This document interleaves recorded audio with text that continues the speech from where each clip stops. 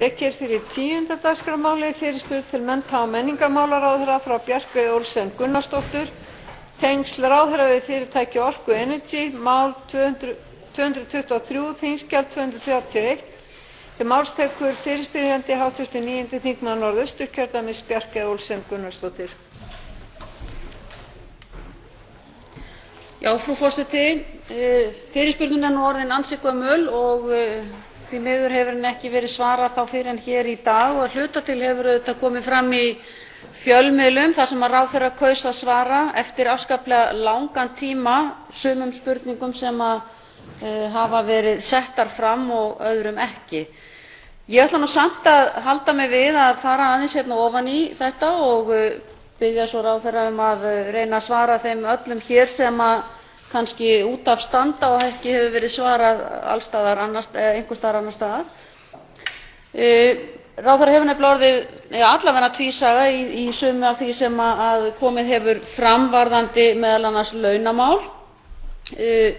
Bæði í kvöldfréttum Stöðvar 2 og eins á RÚV þá breytti hann upplýsingum sem hann setti þar fram varðandi 3 milljóna króna fyrirframgreidd laun og lán og hvað það nú var hvernig þetta var orðað. Og mér finnst nú reyndar bara umhugsunarefni hvort ráðherra þykir eðlilegt að launaseðill sé gefinn út og skatt og skylda greiddar af launum löngu eftir að þau hafa verið innt af hendi. En ráðherra hefur sagt að eina opinberlega greiðslan sem hann hafi fengið sé þessi 5,6 milljóna króna margumtalaða launagreiðsla frá Orku Energy og hún hafi verið vegna vinnu sem hann vann árið 2011. Hann hefur þó sagt líka að meginhluti vinnunnar hafi farið fram árið 2011. OG Capital, fyrirtæki einkahlutafélag ráðherra á þeim tíma, fékk 1,2 milljóna króna verktakagreiðslu síðla árs 2012 þegar ráðherra var aftur kominn til starfa á þingi. Og í ljósi þessara orða að meginhluti vinnunnar hafi farið fram árið 2011 þá auðvitað hlýt ég að spyrja hvort einhver vinna hafi farið fram á árinu 2012 eftir að ráðherra settist á þing aftur. Að öðru máli, virðulegi forseti, nú veit ég ekki hvað tímanum líður þar sem að klukkan er biluð. Þá það varðandi spurningu 2, varðandi laxveiðiferðina umræddu og aðrar slíkar ferðir, þá velti ég því upp hvernig kom það til að ráðherra fór í þessa ferð og hann hefur nú birt kvittun í Dagblaðinu, minnir mig hafi verið, þar sem hann segist hafa greitt 45.000 krónur fyrir daginn. Það 155.000 króna afsláttur miðað við það sem komið hefur fram af veiðiferð með nánum vini og leigusala sínum. Og ég spyr ráðherra hver var það sem var þá búinn að greiða hluta laxveiðileyfisins eða telur hann þetta samræmast góðu siðferði kjörinna ráðamanna þjóðarinnar að þiggja slíkt. Ég nokkuð viss það að einhverjir sem eru ekki í hans stöðu hefðu gjarnan vilja fá ódýran veiðitúr. Nú eru aðrar gjafir eða fyrirgreiðsla eða lán eða eitthvað slíkt frá þessu fyrirtæki sem hann hefur þegið, spyr ég hér líka. Og síðustu spurningar mínar 2, telur ráðherra sig hafa greitt götu fyrirtækisins eða forsvarsmanna þeirra með einhverjum öðrum hætti í sinni ráðherratíð? Til máls tekur hæstv. mennta- og menningarmálaráðherra Illugi Gunnarsson. Virðulegi forseti, ég þakka hv. þingmanni fyrirspurnirnar og hefja hér máls á þeim spurningum sem hv. þingmaður hefur lagt fram. Fyrst vil ég segja að mér þótti heldur miður að þingmaðurinn segði að ég hef orðið tvísaga launagreiðslur mínar.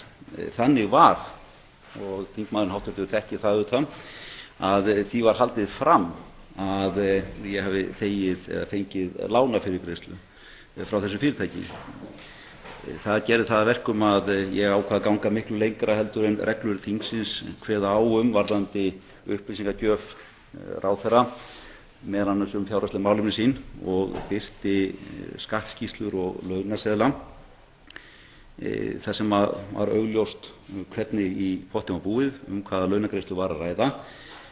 Og reyndar rétt, af því að hv. þingmaður nefndi meðal annars fréttir á Ríkisútvarpinu, að Ríkisútvarpið taldi rétt vegna þeirra frétta að biðja mig afsökunar á þeim fréttum, þar sem augljóslega var ástæða til. Því þykir mér nú svona heldur miður að því lagt með það að ég hef orðið tvísaka hvað það mál varðaði. Ég tel að það hef komið alveg skýrt fram hvernig í pottum var búið hvað það varðaði. Ég tók þá ákvörðun sem að ég hygg vera, í það minnst að þekki ekki þau fordæmi, að birta skattaskýrslu okkar hjóna til þess að menn getur séð nákvæmlega hvaða tekjur það voru sem að ég fekk frá þessu fyrirtæki á hvaða tíma. Birti fyrir bæði árið 2012 og 2013 og það síðan hitt að það rétt að ég var búinn að og hef sagt það að megna þessari vinnu var unnin meðan ég var utan þings, launalaust að sjálfsögðu og síðan kláraðist vinnan vissulega eftir ég komin á þing en hún var búið að vinna hana þannig að þau laun sem að ég fekk greitt voru ekki fyrirframgreiðsla. Það hefur komið fram skýringar og nákvæmlega hvernig staðið var þessum launagreiðslum. Launaupphæðin var fyrir skatt 5.621.179 krónur og sést í skattskýrslum mínum. Hvað varðaði laxveiðiferð sem að hv. þingmaður vitnar hér til, þá hefur það líka ekki komið fram hjá þeim sem að seldi nú leyfin að það sem hafði nú gerst þarna var það að það hefði verið fallið úr. Þeir sem hafðu greitt fyrir leyfi höfðu þurft frá að hverfa og það voru seld leyfin á lægra verði. Og úr því að þingmaðurinn vill fá nánari eða nákvæmari útlistun á þessu, þá skal það svo sem þá hér upplýst nákvæmlega að þannig stóð á að við hjónin áttum brúðkaupsafmæli og kona mín kom með mér í þessa ferð, keyptum þetta leyfi, reyndar fyrir hlutádegi og í sjálfum sér ekkert meira um það að segja. En úr því að þingmaðurinn kallar sérstaklega eftir þessu þá vil ég ræða það. Hitt hvað varðar síðan þá spurningu sem að reyndar hv. þingmaður nefndi ekki sérstaklega í sínu inngangi sem að stýra þeirri spurningu hvers vegna ráðherra hafi ekki svarað ritstjórnum 5 fjölmiðla tengslum við fyrirtækið og forsvarsmenn þess í hálft ár, þá það reyndar ekki rétt og ef að fréttaflutningur frá síðasta vori skoðaður þá koma fram ýmis svör mín. Það reyndar rétt, ég gaf ekki kost á viðtölum málið en fjölmörg svör af minna hálfu komu fram. Ég skal játa það að ég hafði hugsað mér og hafði nálgast þetta þannig að ég væri að gefa upplýsingar í samræmi við það reglur sem giltu hér í þinginu fjárhagsleg málefni þingmanna og ráðherra. En það verður líka að segja þess að staðan var nú orðin þannig að sem að fyrir Bandaríkjaforseti Lyndon B. Johnson kallaði það þegar hann sagði slíkt svona let them deny it að mér voru engar aðrar leiðir færar heldur en að ganga mun lengra í birtingu upplýsinga heldur en gert ráð fyrir, meðal annars út af þessari umræðu meint lán þar sem það var bara fullyrt og tekið upp í fjölmiðlum og nauðsynlegt fyrir mig að bregðast við því. Hvað varðar það að draga taum fyrirtækis eða greiða götu þess, þá vil ég segja þetta, það ekki svo. En ég hef vissulega viljað greiða götu íslenskra vísindamanna og þannig að þetta umrædda fyrirtæki sem nú heitir Arctic Green Energy hefur á undanförnum árum keypt þekkingu frá vísindamönnum og sérfræðingum á Íslandi fyrir 9 milljarða króna sem að fara í þessi verkefni sem eru mjög mikilvæg. Þetta fyrirtæki rekur ásamt kínverska fyrirtækinu, ríkisfyrirtækinu Sinopec, rekur stærstu hitaveitu í heimi sem hefur gríðarleg umhverfisáhrif, sparar mikla brennslu á CO2.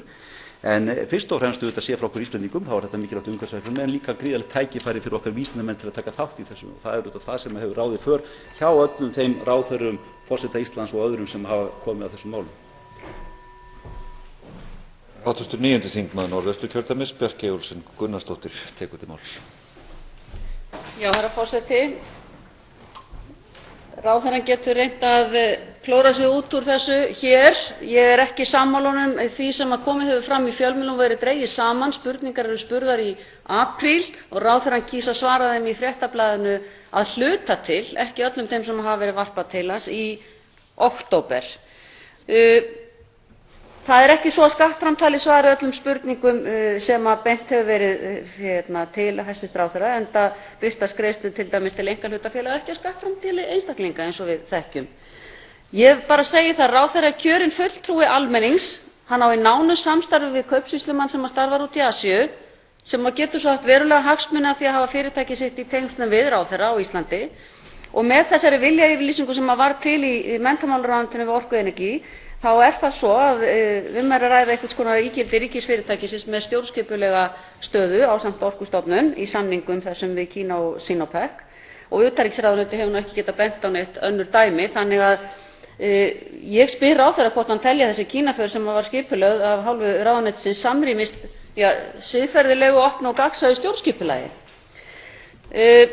Tengsl vegna veiðiferðar, það einhvern veginn ber á svona upplýsingar til fólks, þannig að það er nú ekki bara svona að það detti af himnum ofan, og það er alveg ljóst að með í för var umtalaður stjórnarformaður þessa fyrirtæki sem hér ræðir. Og virðulegi forseti, ráðherra hefur orðið tvísaga í það minnsta þegar kemur að kynnum hans við stjórnarformann Orku Energy, og ég tel það bara ekki trúverðugt að tveir menn á miðjum aldri sem kynnast í gegnum störf annars þeirra fyrir hinn verði til þess til dæmis að svona séu reiddar fram 50 milljónir af góðmennskueinni saman. Því að ef vinargreiði er að ræða, þá hefði ráðherra átt að sýna þá skynsemi að stíga til hliðar þegar koma þessari umtöluðu Kínaferð og halda vinasambandi sínu og viðskiptum aðskildum við stjórnarformanninn í stað þess að halda þeim leyndum þangað til hann var neyddur til þess nánast að svara fyrir það. Hæstv. mennta- og menningarmálaráðherra Illugi Gunnarsson tekur til máls. Virðulegi forseti, hér segir þingmaðurinn hv. reiddi fram 50 milljónir. Ég verð nú að segja eins og að þetta er furðulegt. Það sem gerðist var það að íbúð var seld og afsalinn af því var þinglýst. Ég hef aldrei heyrt talað að menn standi í einhverju spillingamakki með því að þinglýsa slíkum gjörningi. Það er alveg rétt, ég seldi íbúðuna mína. Og það er ekki maklegt af hálfu hv. þingmanns, virðulegi forseti, að orða þetta með þeim hætti sem hún gerði hér. Hitt síðan hvað varðar það að það hefur orðið til í menntamálaráðuneytinu viljayfirlýsing, þá er það ekki mjög nákvæm frásögn.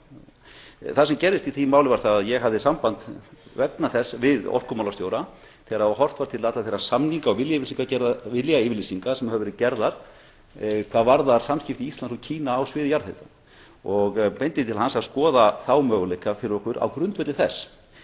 Það hefur komið fram hjá orkumálastjóra opinberlega hans afskipti af því, og að sú viljayfirlýsing var unnin annars vegar orkumálastjóra, hins vegar af utanríkisráðuneytinu og síðan í samvinnu við vísindamálaráðuneytið í Kína. Aldrei á nokkru tímapunkti inn í mennta- og menningarmálaráðuneytinu, eins og hv. þingmaður ýjaði að, það sem sagði með leyfi forseta, að var til í menntamálaráðuneytinu. Þetta er rangt. Það var allt öðruvísi að þessu máli staðið. Ég ítreka þetta, virðulegi forseti. Það er alveg hárrétt að ég vann hjá þessu fyrirtæki þegar ég var hér utan þings. Það er líka alveg hárrétt að við hjónin seldum íbúð okkar, en það var gert með því að þinglýsa afsalinu, það lá fyrir opinber gögn. Ekkert óöld það. Má ég benda hv. þingmanni á það að í þeim reglum sem að GRECO-nefndin setur, sem að þykir nú ganga hvað einna lengst í kröfum um gegnsæi, að þá er sérstaklega tekið fram að lán vegna húsnæðiskaupa þurfi ekki að tilgreina þegar kemur að hagsmunaskráningu þingmanna, ekki frekar heldur en neysluskuldir. Hvað þá má þá segja, virðulegi forseti, húsaleigu? Þess vegna þykir mér þetta hafa þessi setning hv. þingmanns að það hefur verið reiddar fram 50 milljónir. Mér finnst þetta ekki maklegt af hálfu þingmannsins að leggja fram með þessum hætti, virðulegi forseti, þegar hitt liggur fyrir og er auðvelt að kynna sér.